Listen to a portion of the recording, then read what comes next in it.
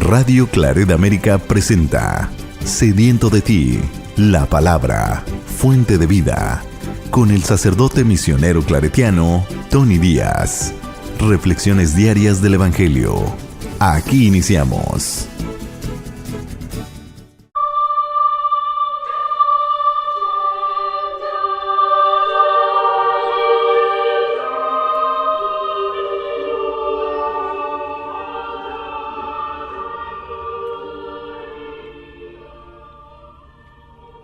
Bienvenidos, hermanos, a nuestras reflexiones bíblicas de las lecturas del día. Hoy es viernes de la 32ª semana del tiempo ordinario, y hoy celebramos la memoria de San Martín de Tours, obispo, o popularmente conocido como San Martín Caballero. La primera lectura de hoy viene de la segunda carta de San Juan, capítulo 1, versículos 4 al 9.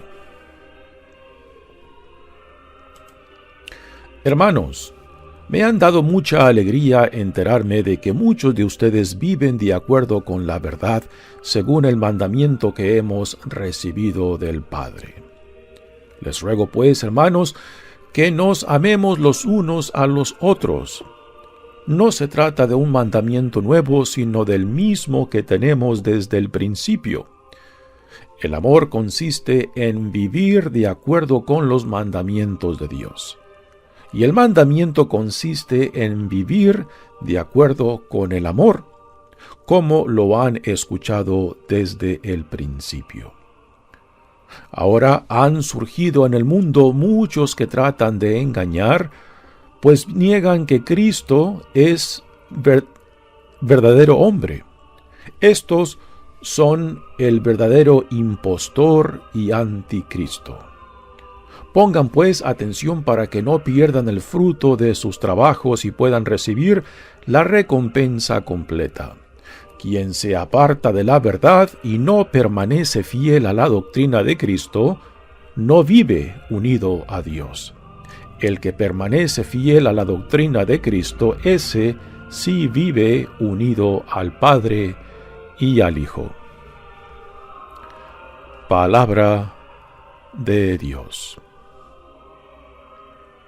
El salmo responsorial es el Salmo 118, y el responsorio es: Dichoso el que cumple la ley del Señor. Dichoso el que cumple la ley del Señor. Dichoso el hombre de conducta intachable, que cumple la ley del Señor. Dichoso el que es fiel a sus enseñanzas y lo busca de todo corazón. Con todo el corazón te voy buscando. No me dejes desviar de tus preceptos. En mi pecho guardaré tus mandamientos para nunca pecar en contra tuya. Favorece a tu siervo para que viva y observe tus palabras. Ábreme los ojos para ver las maravillas de tu voluntad. Dichoso el que cumple la ley del Señor. El Evangelio de hoy viene de Lucas capítulo 17, versículos 26 al 37. En aquellos días, Jesús dijo a sus discípulos: Lo que sucedió en el tiempo de Noé también sucederá en el tiempo del Hijo del Hombre. Comían y bebían, se casaban hombres y mujeres hasta el día en que Noé entró en la arca. Entonces vino el diluvio y los hizo perecer a todos. Lo mismo sucedió en el tiempo de Lot. Comían y bebían, compraban y vendían, sembraban y construían, pero el día en que Lot salió de Sodoma, llovió fuego y azufre del cielo y los hizo perecer a todos. Pues lo mismo sucederá el día en que el Hijo del Hombre se manifieste. Aquel día, el que esté en la azotea y tenga sus cosas en la casa, que no baje a recogerlas, y el que esté en el campo, que no mire hacia atrás. Acuérdense de la mujer de Lot, quien intente conservar su vida la perderá, y quien la pierda la conservará. Yo les digo, aquella noche habrá dos en un mismo lecho, uno será tomado y el otro abandonado. Habrá dos mujeres moliendo juntas, una será tomada y la otra abandonada. Entonces los discípulos le dijeron: ¿Dónde sucederá eso, Señor? Y él les respondió: Donde hay un cadáver, se juntan los buitres. Palabra del Señor. Muy bien, damos comienzo a nuestra reflexión de las lecturas de hoy, pero antes de entrar a las lecturas propias, digamos algo acerca de San Martín de Tours, memoria de quien celebramos hoy este día. Yo tengo recuerdos de una de las imágenes populares de este santo, San Martín Caballero, así conocido popularmente, y es una imagen que casi cada año salía en los calendarios que los negocios daban a los clientes de las tiendas en México. Y esta imagen es la de San Martín Caballero en un caballo blanco, dando la mitad de su capa a un mendigo que estaba medio desnudo en la entrada del pueblo. Y esta es la imagen popular de este santo que desde los tiempos medievales ha tenido una gran popularidad.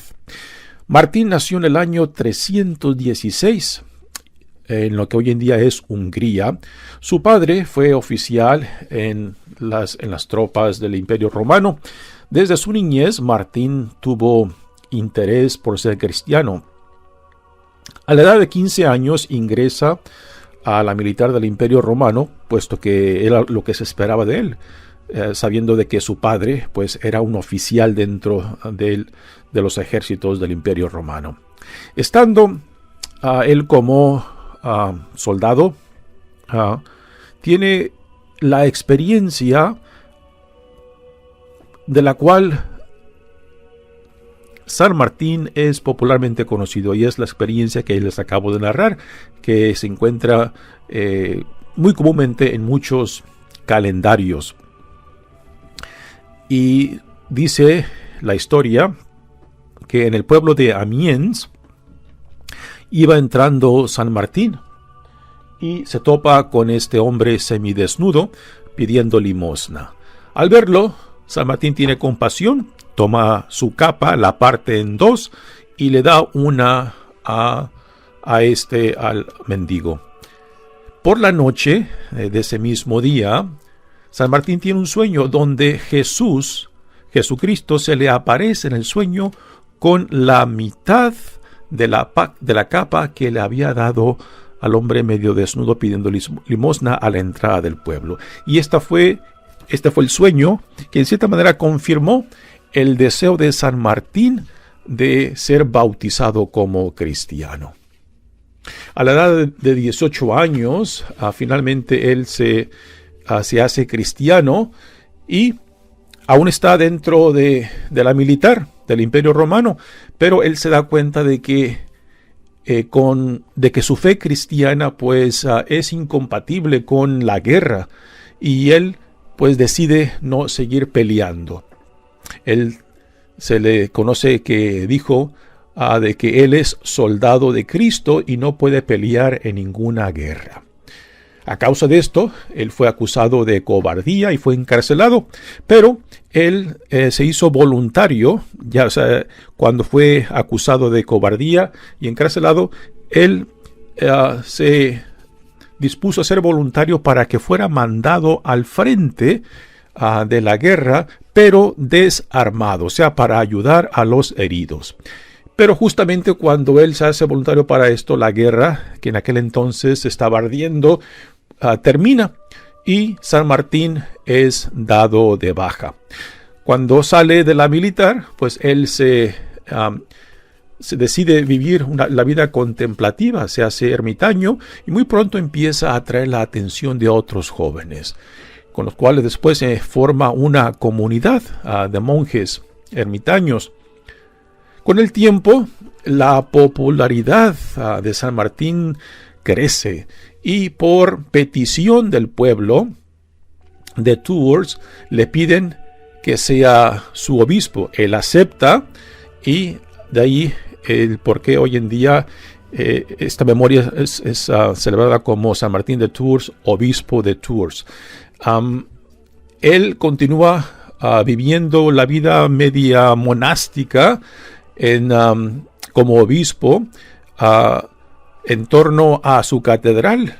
Funda varias comunidades monásticas que él las forma con el propósito de evangelizar a las áreas rurales, lo cual es un punto muy, muy importante, porque en las ciudades pues había un exceso de curas y monjes, pero las áreas rurales estaban desatendidas y él forma comunidades monásticas para evangelizar las áreas rurales. Fue conocido por su compasión, por su dedicación particularmente a los pobres.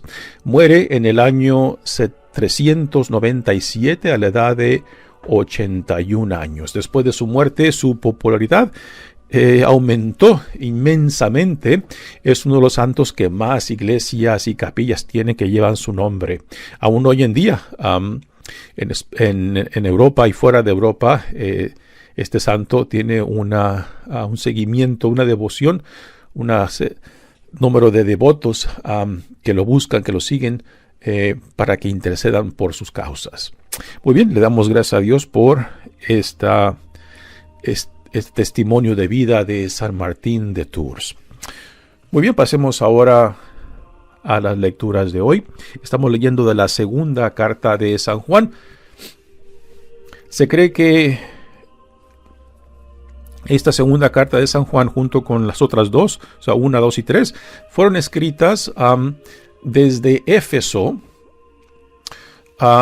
y que fueron escritas por San Juan el Evangelista. A él se le otorgan también estas 3 cartas y son dedicadas a la comunidad que el autor ha fundado. Dice: me han dado mucha alegría enterarme de que muchos de ustedes viven de acuerdo con la verdad, según el mandamiento que hemos recibido del Padre. Así que empieza esta carta corta, que es escasamente un capítulo, afirmando la forma de vida que están llevando en fidelidad a la enseñanza que han recibido. Esto lo vemos también en Pablo cuando quiere exhortar a sus comunidades para que sigan creciendo, para que sigan madurando en el camino que ya han comenzado en Cristo. Pues igualmente aquí el autor, San Juan, está exhortando para que continúen en este caminar que ya han emprendido. Les ruego pues, hermanos, que nos amemos los unos a los otros. Esto es muy típico del evangelista Juan. Y el tipo de amor de cual Juan habla es el amor ágape, no es el amor sentimental, no es el amor apasionado, es el amor que tiene un solo fin: el bien del prójimo. Y este tipo de amor solamente puede ser expresado, puede ser vivido cuando uno mismo en su propia carne, en su propia vida, ha vivido el amor de Dios. El amor, la aceptación, la sanación de Dios mismo. Y cuando se vive esta experiencia del amor de Dios y uno se da cuenta que no fue porque lo merito, no fue porque me lo he ganado, sino simplemente por la gracia de Dios, a pesar de mí mismo, entonces esto es lo que despierta el deseo y capacidad de hacer con otros lo que Dios ha hecho conmigo. Este es el tipo del amor ágape. Que la fuente de este amor no está en uno mismo, está en el amor que uno ha recibido de Dios mismo y que despierta en mí el deseo y la capacidad de compartirlo con otros. Este es el amor del cual San Juan habla. Dice: no se trata de un mandamiento nuevo, sino del mismo que tenemos desde el principio. El amor consiste en vivir de acuerdo con los mandamientos de Dios, y el mandamiento consiste en vivir de acuerdo con el amor. con el amor que uno ha recibido, con el amor que ha sido desbordado por la pura gracia de Dios, por la pura iniciativa de Dios, del Dios que en amor nos crea, en amor nos sostiene, en amor nos llama, del Dios que busca solamente nuestro bien. Como lo han escuchado desde el principio, dice el autor. Ahora han surgido en el mundo muchos que tratan de engañar. ¿A quién se refiere esto? Se refiere a un grupo particular. Un grupo que llevan el nombre de gnósticos. Y gnósticos, hay diferentes versiones de estos gnósticos, desde antes de Cristo y después de Cristo. Y los gnósticos se identifican por el sentido de que rechazan y odian todo lo material porque lo ven como inferior y se enfocan en lo espiritual, que es superior a lo material. Y por eso cuando los gnósticos se refieren a Jesucristo, niegan de que Dios en Jesucristo se haya hecho uno con nosotros. Como los gnósticos dicen y pensaban, aún hoy en día hay iglesias gnósticas que en cierta manera comparten estos pensamientos. De vez en cuando en algunas ciudades se toparán con iglesias que llevan el nombre de gnósticos.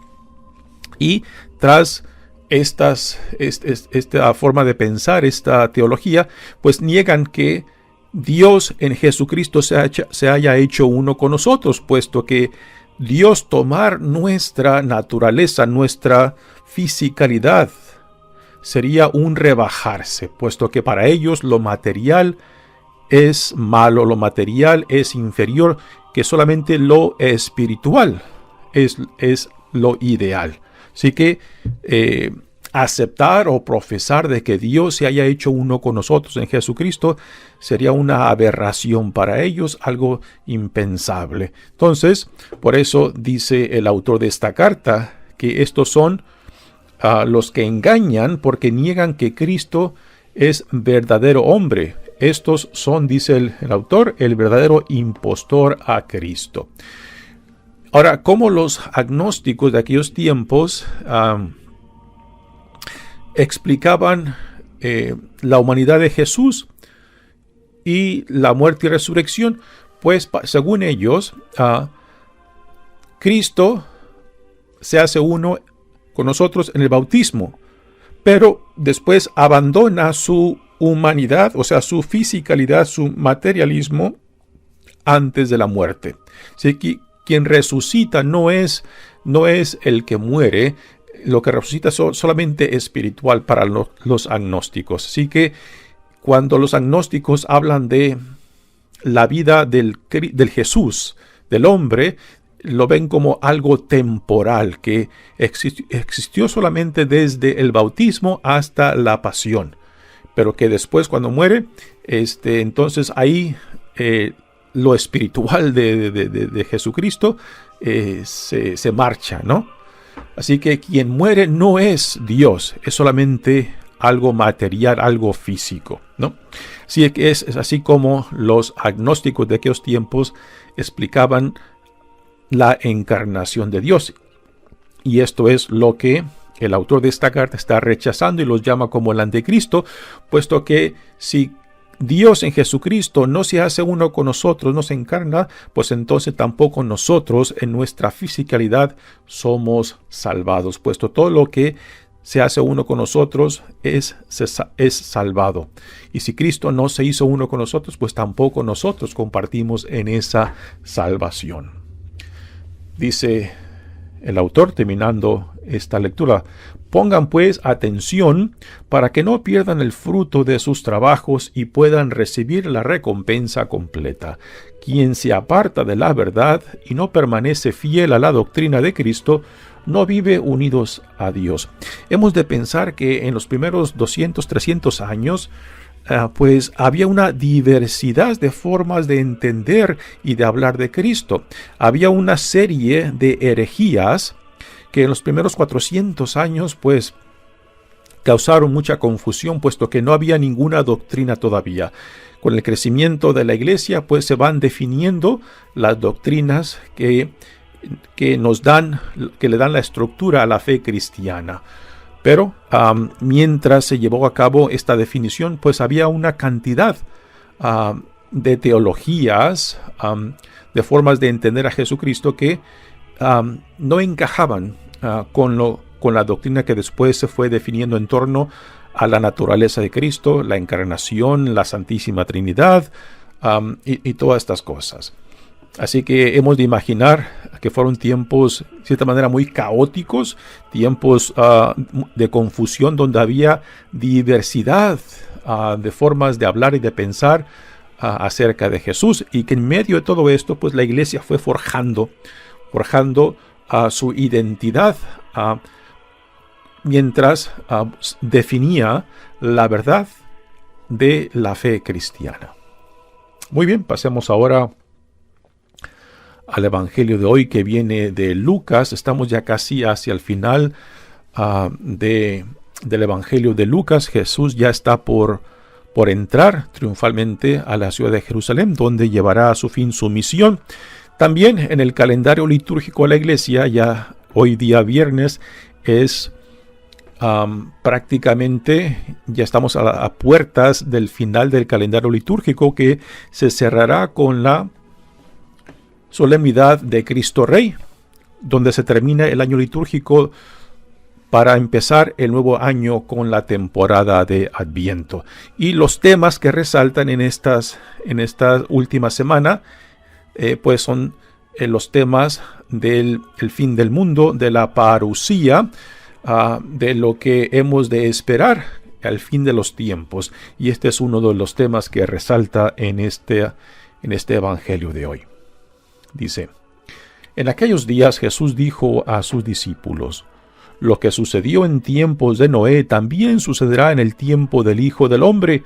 Comían y bebían y se casaban hombres y mujeres hasta el día en que Noé entró en el arca. Entonces vino el diluvio y los hizo perecer a todos. Esta imagen del diluvio, pues, es un recordatorio de que cuando se lleva a cabo el día del Señor, o sea, la era mesiánica, cuando se cumplan las profecías del que tiene que venir enviado por Dios, pues llegará de sorpresa, y aquellos que no estén preparados, pues serán perdidos.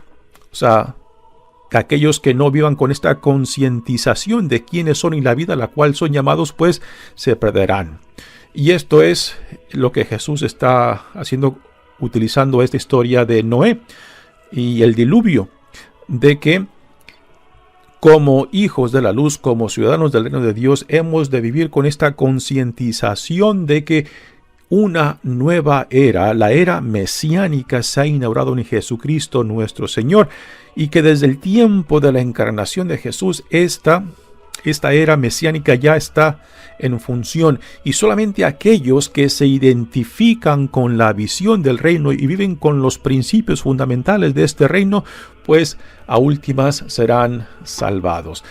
Esto Jesús lo dice para que sus discípulos y la gente que lo escuche estén atentos, puesto que el tema central de la predicación de Jesús es el reino de Dios. Y aquellos que son atraídos por el reino y se identifican con el reino y ponen en práctica en su vida, o sea, construyen sobre este reino, sobre los principios de este reino, entonces serán los que estarán dispuestos a recibir a Cristo cuando llegue en su plenitud al fin de los días. Y Jesús no dice esto para vivir con ansias, para vivir con miedo o temor. Lo dice para que simplemente nos dediquemos a vivir según nuestra nueva dignidad e identidad como hijos e hijas de Dios. No con ansias, no con miedo, sino simplemente viviendo, haciendo, relacionándonos según nuestra nueva identidad y dignidad. Ahora Jesús ofrece otra imagen que también sale del Antiguo Testamento. Lo mismo sucedió en el tiempo de Lot. Recordamos que Lot es pariente de Abraham y que Lot es visitado por Dios en la presencia de unos ángeles y lo salva antes de que Dios destruya a las ciudades de Sodoma y Gomorra. Y esta es la referencia a la cual Jesús ahora utiliza. Dice: Lo mismo sucedió en el tiempo de Lot. Comían y bebían, compraban y vendían, sembraban y construían, pero el día en que Lot salió de Sodoma, llovió fuego y azufre del cielo y los hizo perecer a todos. Pues lo mismo sucederá el día en que el Hijo del Hombre se manifieste. O sea, el plan de salvación de Dios se llevará a cabo, pero aquellos que vivan con esta concientización de estar identificado con el plan de Dios que Dios trazó en Jesucristo, pues entonces vivirán según esta visión, según los principios del reino, y que no los cogerá de sorpresa, puesto que están viviendo esos principios y sabrán no solamente discernir la presencia de Dios, sino también responder a los retos del tiempo, porque son guiados, son iluminados por esta visión del reino, a diferencia de aquellos que comen y beben, pero que no están unidos a esta visión del reino de Dios. Y continúa Jesús diciendo: aquel día, el que esté en la azotea y tenga sus cosas en la casa, que no baje a recogerlas. Aquí está el despegamiento de lo material, en el sentido de que estamos en este mundo de pasada y que no debemos de permitir que ninguna cosa, particularmente lo material, nos amarre a este mundo, puesto que nuestro fin es el reino de Dios.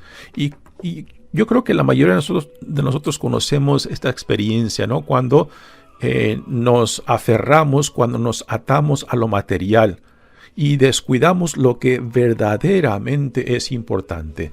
Porque cuando lo material toma posesión de nosotros, aún hasta las relaciones más importantes nuestras, fundadas en el amor, a veces son descuidadas o olvidadas por lo material, ¿no? Y esta referencia pues nos lleva a eso, ¿no? De que cuando llegue el tiempo de que venga el Señor, pues de que no haya nada y nadie que nos distraiga, que sea un obstáculo para recibirlo, para reconocerlo y para recibirlo en nuestras vidas. Dice: y el que esté en el campo, que no mire hacia atrás. Esta imagen Jesús la utiliza también en el llamado al discipulado, ¿no? Que todo aquel que toma el arado y mira hacia atrás, o sea, viendo lo que ha dejado, pues no es digno del reino de Dios. Esta es la parte radical del llamado de Jesús para todos aquellos que quieren ser parte de este reino inaugurado de Dios en Jesucristo, de que te las juegas con Él o no te las juegas, no hay punto medio, ¿no? Aquel que toma el arado no puede volver hacia atrás anhelando lo que ha dejado por detrás. Acuérdense de la mujer de Lot. Quien intente conservar su vida la perderá, y quien la pierda la conservará. Esta es parte del llamado radical de Jesús. Es una forma breve lo que Jesús ya antes ha dicho para aquellos que son llamados al reino, ¿no? Y la forma completa es: quien pierda la vida por el reino, por el evangelio, la conservará. Es la forma completa. Aquí la pone una forma breve. Yo les digo, continúa Jesús, aquella noche habrá dos en un mismo lecho. Uno será tomado y el otro abandonado. Habrá dos mujeres moliendo juntas. Una será tomada y la otra abandonada. Aquí esta distinción, ¿no? Pues no es algo que se lleva a cabo simplemente porque convivimos juntos con otros. A últimas, solamente tú puedes responder al llamado del reino, al llamado a la vida en Cristo.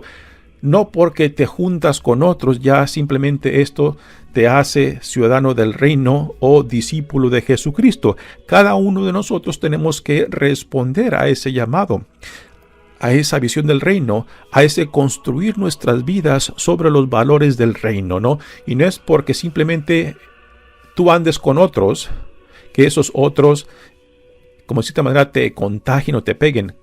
Cada uno de nosotros tiene que responder con su propia voluntad de decir, sí Señor, me las juego contigo, sí Señor, estoy dispuesto a seguirte, sí Señor, confío en ti, ¿no?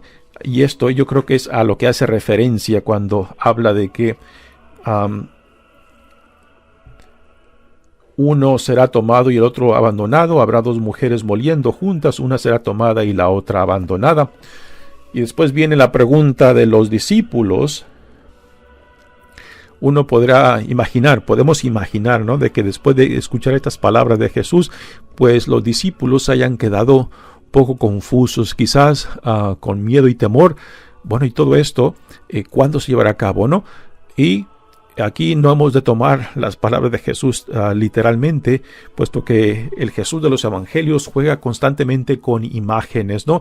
Y cuando Jesús habla simbólicamente, pues nos invita a ir más allá de las palabras, más allá de las imágenes, para que entendamos el significado. Esta es la forma que Jesús hablaba, la forma que Jesús en cierta manera enganchaba la imaginación de sus oyentes para que se dejaran atraer, para que dejaran que esas palabras, que esas imágenes poco a poco fueran penetrando en el corazón, en el alma, porque un buen predicador es lo que utiliza símbolos, imágenes que enganchen la imaginación y que poco a poco vayan filtrándose hasta lo más profundo del oyente, para que esa semilla de la palabra pueda germinar en el corazón, crecer y dar frutos. Esto es lo que se nos da en Jesucristo para nosotros. Mi nombre es Padre Tony Díaz, misionero claretiano. Que Dios los bendiga. Radio Claret América presentó Sediento de ti, la palabra. Fuente de vida. Sus comentarios son importantes. Contáctenos en radioclaretamerica@gmail.com.